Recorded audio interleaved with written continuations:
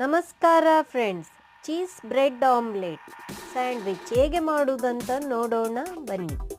ಈಗ ಅದಕ್ಕೆ ಬೇಕಾದ ಸಾಮಾನನ್ನು ನೋಡೋಣ.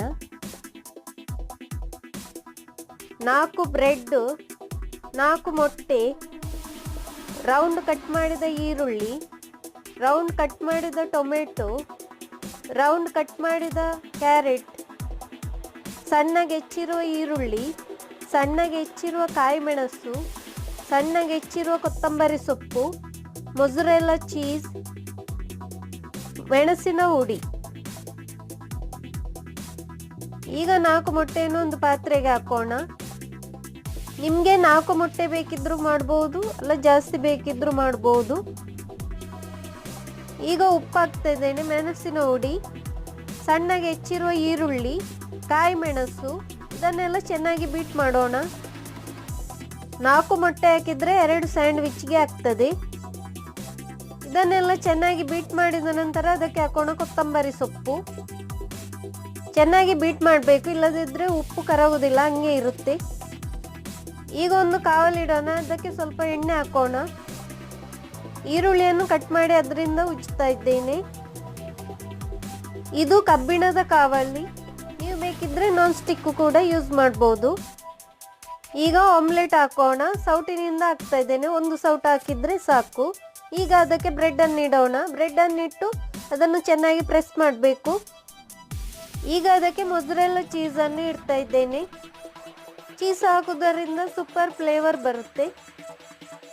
ಈಗ ರೌಂಡ್ ಕಟ್ ಮಾಡಿರೋ ಈರುಳ್ಳಿಯನ್ನು ಇಡ್ತಾ ಇದ್ದೇನೆ. 2 ಪೀಸ್ ಈರುಳ್ಳಿ ಇಡ್ತಾ ಇದ್ದೇನೆ. ಟೊಮೆಟೊ 2 ಪೀಸ್, ಜಾಸ್ತಿ ಬೇಕಿದ್ರೂ ಯೂಸ್ ಮಾಡ್ಬೋದು. ಈಗ ಕ್ಯಾರೆಟ್ ಇಡೋಣ. ಕ್ಯಾರೆಟ್ ಅಲ್ಲದಿದ್ದರೆ ಬೇರೆ ವೆಜಿಟೇಬಲ್ ಕೂಡ ಯೂಸ್ ಮಾಡ್ಬೋದು.